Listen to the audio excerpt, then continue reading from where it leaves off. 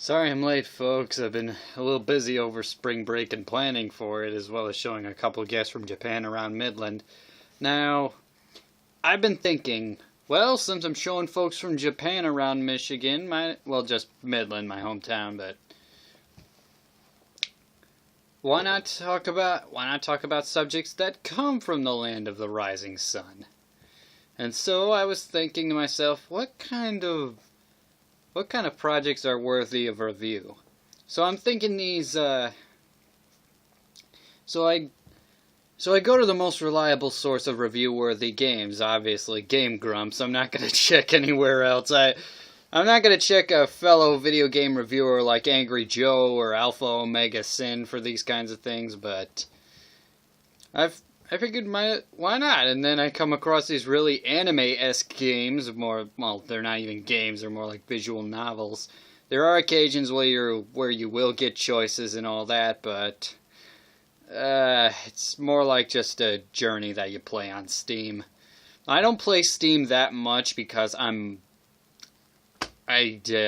just don't know how to work it, but I'll learn sooner or later. But there are two games in particular I want to talk about. There's Go Nippon and there's Sakura Spirit. Those are the ones I'm very well versed in. Now, the story of these games are quite simple. Go Nippon, I still don't know how to translate that. I'm learning Japanese myself, but I only know a little bit of the language, like a couple words and phrases, but that's about it. Anyway, you're just some random dude, depending on how you type in your name, who goes to Japan and is being shown around by a pair of cute Japanese girls. Yeah, you can easily see how this is going to turn out, and you could probably see a protective guy like me getting all wrapped up and worried about the safety of these characters. However, it doesn't turn that way, thank God. You just go around from city to city, get a little character development, a few good jokes here and there from the girls and your character, and you get to learn a little bit about Japanese history, which is lovely. That's pretty much all there is to it. It's an educational walkthrough on the history of Japan, told in an anime style with a story. Though, granted the fact that they're more like a slideshow with just still pictures here and there, and drawings of the characters pasted on there. The same thing goes for all these other visual novel game things that you find on Steam. But I don't know. It's just something about this game I find very appealing. Maybe it's because it teaches you a few things. Maybe it's because the characters are somewhat likable. Maybe it's like a combination of a field trip without having to leave your house. Yeah, granted, it would have been a lot more entertaining to just go to Japan, but it's a lot cheaper, don't get me wrong.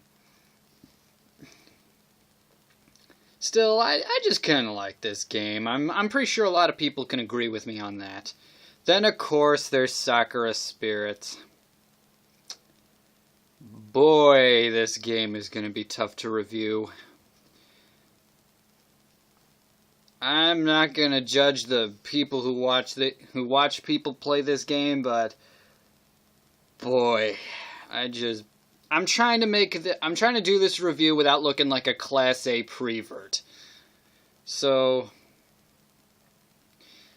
from what I can gather in the story, this random dude falls down and goes somewhere. It's like Alice in Wonderland, only that the genders are swapped. And he runs into these kitsune, these fox spirits, translated into English, named Meiko and Machiko. They're relatively nice people. I mean, they seem likable. Meiko's very playful and friendly. Machiko's more flirtatious and yet more subtle, as displayed through their looks, obviously. I mean, if you can't dedicate a voice to these characters, gotta draw them like their personalities, I guess. Though Okay, little tip for the guys who created this game. If you're gonna create a beta character, like a character that tries not to be a Class A prevert around these characters, you're kind of too late. I mean, from the way you guys drew these characters, you kind of missed the boat on that one there. I mean, if they looked like everyday normal people, fine, but you're clearly trying to design these characters for just to grab the attention of the male viewer. Now, maybe there's more to it that I'm missing, though. So please correct me if I'm wrong, though. Don't go crazy about it. I mean, I've already seen enough crazy fan bases with Angry Joes, Game Grumps, Nostalgia Critics. They've all got pretty bad fan bases, so I'm just hoping I don't end up having to join them. Anyway, along the journey, you also come across these two guards who are also have their own kind of personalities. One's what we call a tsundere, which is basically an innocent, likable girl that tries to be tough, I think. I mean, well, then again, it could be the other way around. Tough girl that tries to be innocent, but it's debatable of what tsundere actually means. I just don't know anymore. I stopped trying to figure it out a while ago. And the other one is a little more likable, a little more friendly, though also takes her job very seriously. Now, this game, again, despite having a rather pathetic and annoying main character, a couple of typos, translations not quite right, and it is a little less entertaining than Go Nippon because it's not quite as fascinating. There doesn't seem to be more to these characters other than what I just described. At least in Go Nippon you see a little bit of development, and these people actually do seem very well-rounded, and these guys, they just don't seem like much. They don't exactly fill in the same gap that Go Nippon does. But what am I saying? I'm not a game developer. Maybe that's not what they were going for. Maybe they were trying to do their own thing and they just wanted to have fun doing it. Yeah, maybe that's it. They try to come up with a compelling story, and they know people don't read books anymore, so they come up with a story, put some pictures on it just to grab the people's attention, post it on Steam, and there you go.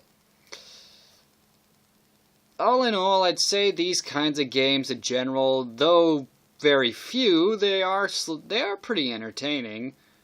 They can be entertaining, they can be educational, though try not to get too carried away, developers. I've seen some pretty messed up stuff in my time, and I don't want the casual Steam gamer finding this thinking it's going to be either a great game or a compelling story and finding themselves scarred for life by the end of it.